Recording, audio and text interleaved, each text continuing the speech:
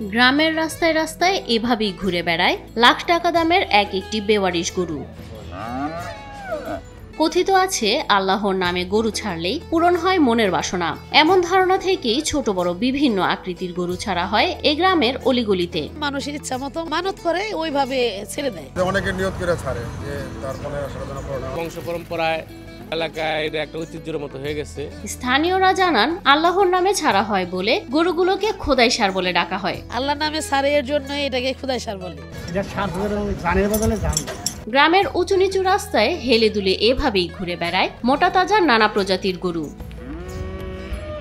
প্রতি বছর কেউ কেউ মনের বাসনা পূরণ করতে, আবার কেউ নিজেদের সমস্যা দূর করতে আল্লাহর নামে এভাবেই ছেড়ে দেন নানা বয়সী গরু। আমি গরুটা ছাড়ছি 2006 ওই রাত্রে খেলে আমার স্বপ্নে দেখায় পুকুরের মধ্যে আমার যাইতে ধরে গরুতে দম বন্ধ হয়ে যায়, এরকম হয়ে যায়। পরে আমার একদিন স্বপ্নে দেয় তুই হাড় গরু ছাইড়ে দে, তুই ভালো হয়ে যাবে। গরু খোঁজ খবর আমি ওটা তো ছাইড়ে দিচ্ছি আল্লাহ নাম, আমার ওটার খোঁজ খবর নেওয়ার তো কোনো প্রয়োজন পড়ে না। আমার সমস্যার সমাধান তারপর আর কিছু হয়নি, ওই ছাড়ার পর আর কোনো স্বপ্নে দেখিনি। মালিকহীন এসব গরু হেঁটে হেঁটে নিজের খাদ্য নিজেই জোগাড় করে। কখনো পথচারীরা, আবার কখনো গ্রামের স্থানীয়রাই খাবার দেয় এসব গরুগুলোকে। ঘাস রুটি সহ বিভিন্ন খাদ্য খেয়ে থাকে তারা। না, এগুলা খাবার কেউ দেয় না, তবে কেউ কেউ মনে চাইলে পরে হাতের কাছে যা থাকে ঘাস টাস অনেকে খুশি হয়ে দেয়। অনেকে রুটি সামনে থাকলে একটা রুটি দেয়। এগুলি কোনো ব্যক্তি মালিকানা নাই, এই জমিন ওই জমিন যার যার জমিন বিভিন্নভাবে শেখায়। গ্রামের অলিগলিতে দীর্ঘদিন ধরে দেখা মেলে মাংসের ভারে হাঁটতে না পারা এমন সব গরুর।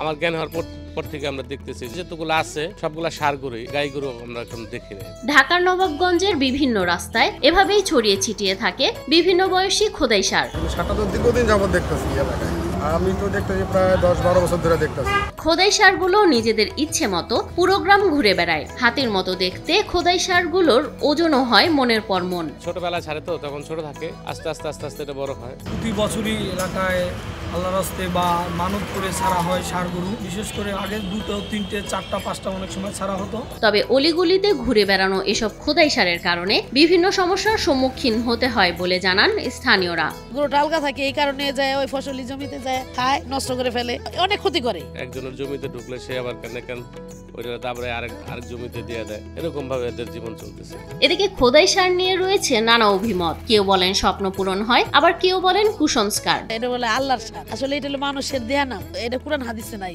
কুসংস্কার। এটা আমি ব্যক্তিগতভাবে এটা বিশ্বাস করি না। এটাই বাস্তব যে আমাদের পূর্বপুরুষ থেকে আমি দেখে আসছি যে এভাবে ছেড়ে দেওয়া হয়। মূলত হচ্ছে মুক্তর জন্যই কিন্তু এই মানবগুলো করা হতো, এই উসিলায় মাফ করে দিত।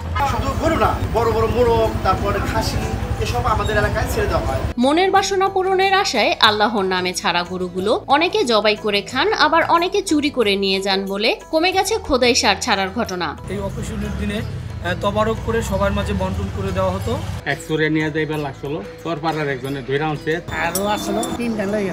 আগে অনেক ছিল, এখন মোটামুটি বিলুপ্তর পথে। রাস্তায় ঘুরে বেড়ানো বড় বড় এই গরুগুলো দেখতে বিভিন্ন স্থান থেকে ছুটে আসেন নানা বয়সী মানুষ। আমি শুনছিলাম এখানে খোদাই সার পাওয়া যায়, রাস্তার মধ্যে এত বড় বড় সার তো আগে কোনো সময় দেখি নাই। অবাক করার বিষয়, ভালো লাগছে। বড় সারগুলো আমরা মূলত দেখতে আসছি, দেখতে অনেকটা ভালোই লাগে, অনেক বড় বড় সার। শিলা আক্তার, নিউজ 24, ঢাকা।